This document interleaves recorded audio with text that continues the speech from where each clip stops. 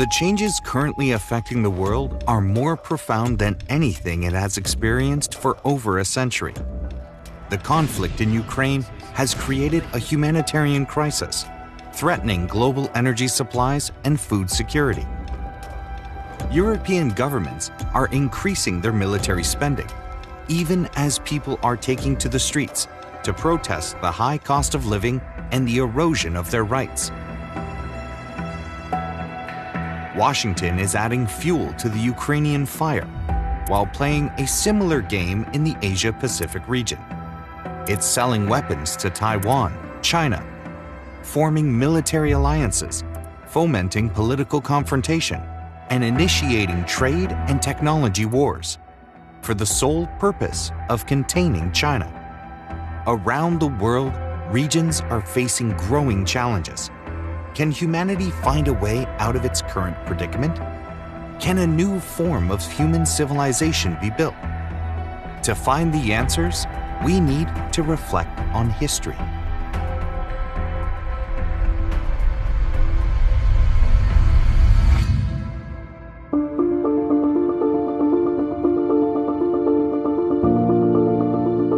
A major turning point in international relations was, without a doubt, the end of the Cold War.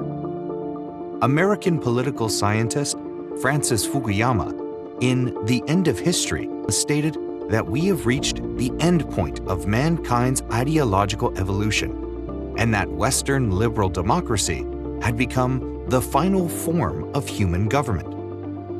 However, there is a danger inherent in this assertion. It is that American exceptionalism will evolve over time into the so-called moral high ground, constructed by Washington to facilitate the imposition of its political system on other societies. Fukuyama's own mentor, however, believed that the end of history had not yet arrived. Samuel Huntington argued that, in fact, the focus of conflict had merely shifted. In a series of articles published in 1996, he declared that the New World Order would be shaped by the clash of civilizations. 92 senesinde New York Times'tan Mart ayında yazı yayınlandı. Orada diyor ki Amerikan Pentagon'a yani Savunma Bakanlığı'na bir rapor hazırlanıyor. Bu raporda deniyor ki Soğuk Savaş bitti, yeni uluslararası güç merkezleri ortaya çıkarsa bunları engellememiz lazım diyor. Bu gizli belge. Sonra sızdırılıyor basına. Yani güç merkezlerinin ortaya çıkmasını engellemeyi amaçlıyor. Fakat Amerika sistemi kurmuş, onca sistemin ideolojisini yapmış ve kurumları ona göre belirlemiş. Ama şimdi Amerika'nın bu hem Huntington'un hem Fukuyama'nın düşünceleri üzerine yeni bir yapılanmaya gidecekler. Bunun altyapısını hazırlıyorlar. Yani ideolojik, politik altyapısını, düşünsel altyapısını hazırlıyorlar. This thinking gradually matured as the Cold War came to an end. However, applying it in the real world would bring bloodshed and suffering. In 1989, just a month after the fall of the Berlin Wall, the United States invaded Panama. On January 17, 1991, people around the world watched live images broadcast by CNN of missiles striking Iraq. In 1999, NATO bombed Yugoslavia, marking the escalation of the Washington-led strike and intimidation strategy. The terrorist attacks of September 11, 2001 provided the United States with a convenient excuse for attacking Afghanistan, Iraq, Libya, and Syria. Every nation in every region now has a decision to make. Either you are with us or you are with the terrorists. U.S. attempts to export its ideology have not only undermined stability and development in the countries and regions targeted, they have also created a breeding ground for terrorist organizations such as ISIS. اقدامات سلطه‌جویانه آمریکا برای سیطره بر جهان سراسر دنیا رو دچار یک وضعیت بسیار خطرناک و همراه با جنگ، درگیری و از کنترل خارج شدن شرایط اجتماعی کرده. گسترش نئولیبرالیسم با پشتوانه نظامیگری هیچ سودی برای توسعه و مدرنیزه شدن جهان نداشته. این واقعیت که امروز شاهدیم قطعی برق در عراق و لبنان به یک اتفاق عادی تبدیل شده، به عبارتی نشون میده که پای مداخله جویانه امریکا به هر جای جهان که باز شده مشکلات اقتصادی و اجتماعی هم از راه رسیده و باعث درگیری‌های شدید اجتماعی در مناطقی میشه که امریکا به دخالت در امور آنها میپردازه. تاکنون هیچ یک از مناطقی که امریکا در آن مداخله کرده نتونسته از نفرین و تبعات ویرانگر این دخالت‌ها در امان باشه. به عنوان مثال در منطقه بالکان کوزوو همچنان با مناقشات مربوط به حق حاکمیت خود مواجهه و از اختلافات نژادی و فرقه‌ای رنج میبره. بنابراین آنچه که فرانسیس فوکویاما با عنوان پایان تاریخ از آن یاد میکنه به هیچ وجه وجود نداره. تا زمانی که انسان وجود داشته باشه تاریخ نمیتونه پایان داشته باشه، زیرا تنها در صورت از بین رفتن انسان هاست که تاریخ میتونه به پایان برسه.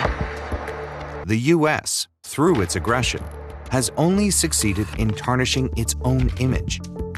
By contrast, in Asia, a model of development and change has emerged that is bringing renewed hope to people.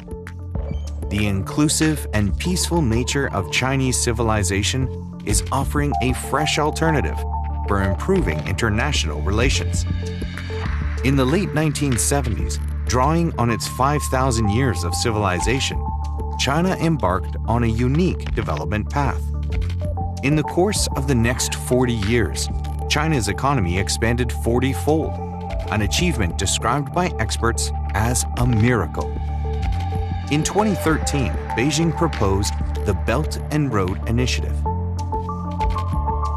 The initiative aims to create a new form of human civilization based on the principles of extensive consultation, joint contributions, and shared benefits. It also seeks to restore the Eurasian continent, including Turkey, to its position at the heart of human civilization.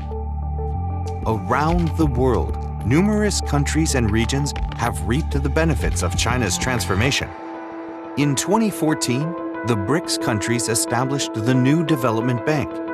Today, they are outperforming the G7, the so-called Club of Rich Nations. The BRICS countries now account for 31.5% of global GDP. The wisdom accumulated over thousands of years is evident in Chinese diplomacy. This has become increasingly apparent under the leadership of Xi Jinping. Beijing, in promoting bilateral and regional cooperation, is advocating principles that stand to benefit everyone.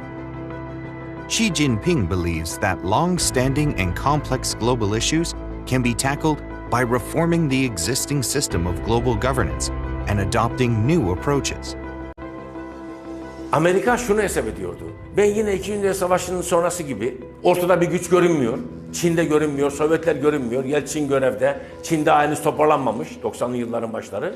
Ne yapabiliriz?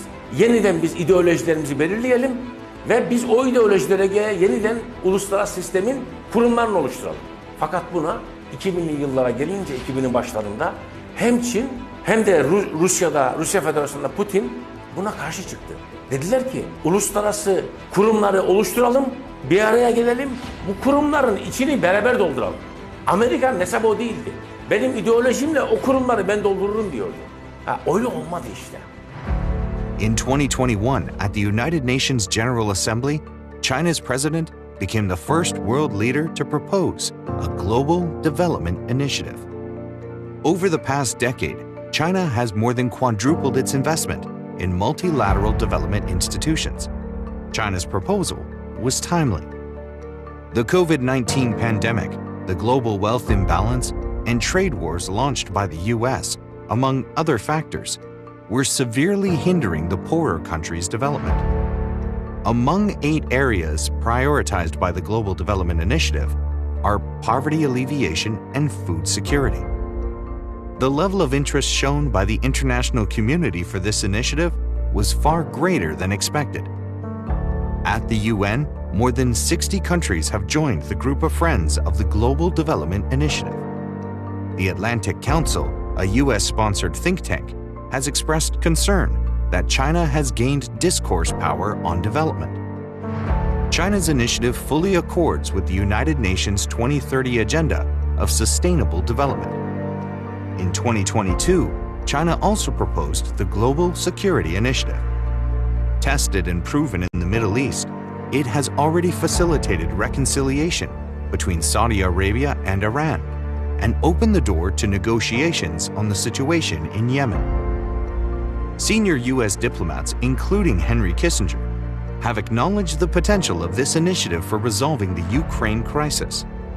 A year into the conflict in Ukraine, Beijing issued a 12-point peace proposal, which was praised by Moscow, and Ukraine described as meaningful a visit by a Chinese special envoy. In March 2023, Chinese leader Xi Jinping announced the Global Civilization Initiative. The initiative is in line with the vision of a community with a shared future for humanity, set out by Xi Jinping a decade ago. President Xi expanded on it at the CPC dialogue with world political parties. In his keynote address, Join Hands on the Path Towards Modernization, he raised a number of questions: polarization or common prosperity, draining the pond to catch the fish, or creating harmony between man and nature, copying other countries' development model, or achieving independent development in light of national conditions. These are crucial questions raised by the Chinese leader that the world needs to consider. The rampant development of capitalism is reducing people to numbers and happiness to a commodity. A climate crisis is looming as damage continues to be inflicted on the ozone layer. The lessons have been painful, but now people are realizing that the hegemonic model is unsustainable.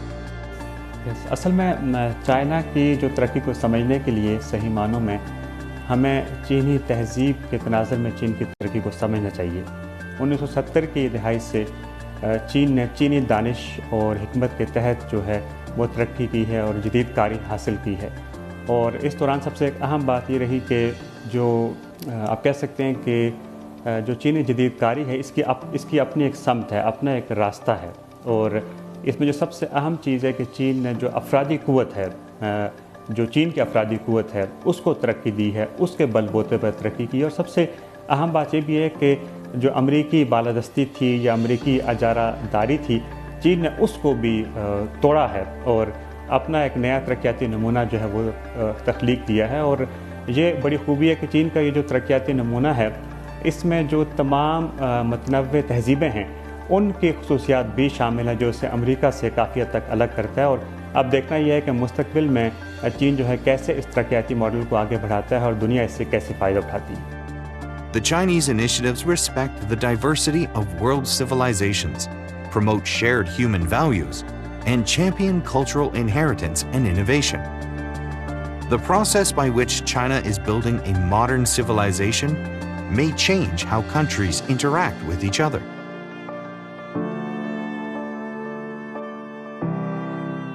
In June, worldwide interest was roused when Xi Jinping called for building a modern Chinese civilization. People, although they share a common destiny, are seeking their own paths to modernization based on their respective cultural origins. Civilization will either destroy itself or decide for a common structuring. Now China and Russia are saying, let's create the institutions first and put ideas together as partners. I think there is no other way. The new form of human civilization proposed by China continues to enjoy widespread support in the international community. Sooner or later, clashes of civilizations will give way to cultural integration.